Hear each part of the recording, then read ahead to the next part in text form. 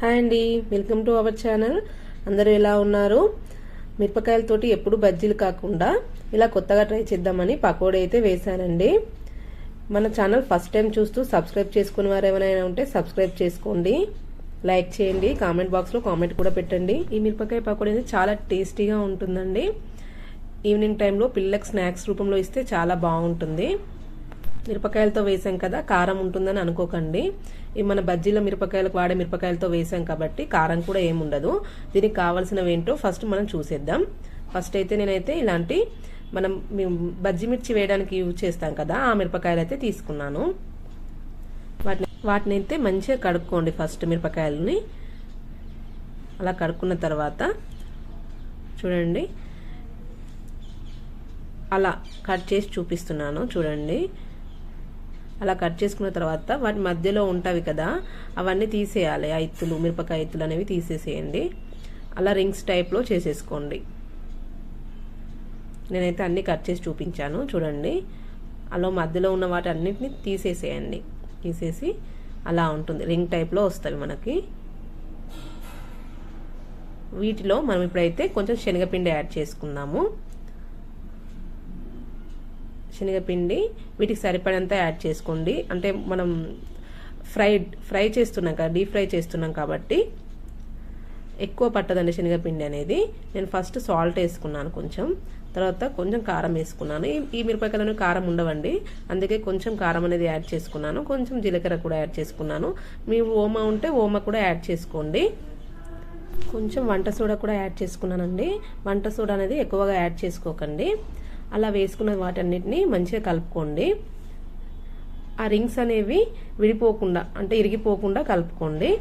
Water అనేవి ఎక్కువ పట్టవండి, కొంచెం కొంచెం యాడ్ చేసుకుంటూ చూడండి. నేను కొన్ని వాటర్ యాడ్ చేశాను. ఆ మిరపకాయలు ఉన్నవి కదండి, వాటికి అనేది పిండి అనేది ఎక్కువ పట్టుకోదండి, నార్మల్గా కొంచెమే పట్టుకుంటుంది. మిరపకాయలు కూడా మనకు డీప్ ఫ్రై అయిపోతుంది, మంచిగా ఫ్రై అయిపోతుంది. చూడండి, స్టవ్ అయితే వెలిగించుకొని నేనైతే అలా ఒక కడాయి అయితే పెట్టేసుకొని అందులో ఆయిల్ అయితే పోస్తున్నానండి. ఫస్ట్ ఆయిల్ అనేది వేడైందా లేదా చూసుకోండి. తర్వాత అలా ఇప్పుడు మనం కలిపి పెట్టుకున్నాం కదా, వాటన్నిటిని విడివిడిగా వేసుకోండి. ఒకలాగా ముద్దలాగా కాకుండా కొంచెం విడివిడిగా మనం పకోడీ వేస్తాం కదా, సేమ్ అదే టైప్లో వేసుకోండి.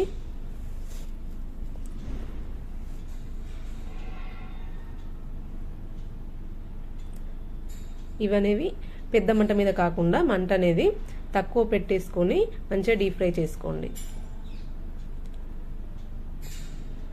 చూడండి, ఇలా వేసిన తర్వాత మంట అనేది తక్కువ పెట్టేసుకోండి.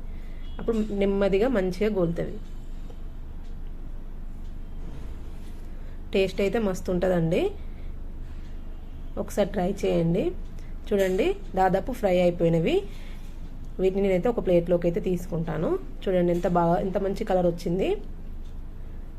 టేస్ట్ కూడా అంతే బాగుంటుందండి.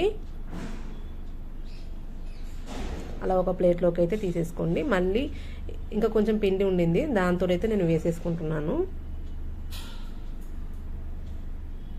ఇవైతే త్వరగా ఫ్రై అయిపోతున్నామండి, ఎందుకంటే మనం ఆనియన్ పకోడీ వేసుకున్నప్పుడు చాలా నెమ్మదిగా కాలుతుందండి. ఇదైతే తొందరగా ఫ్రై అయిపోతుంది. మనం మంట అనేది తక్కువ పెట్టుకున్నా కూడా ఫ్రై అనేది తొందరగా అయిపోయింది.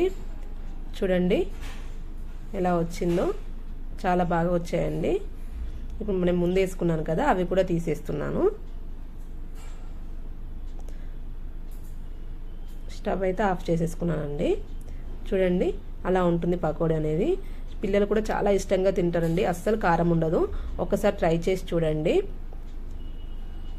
చూడండి ఎంత బాగా కాలాయో, చాలా క్రిస్పీగా ఉంటాయండి.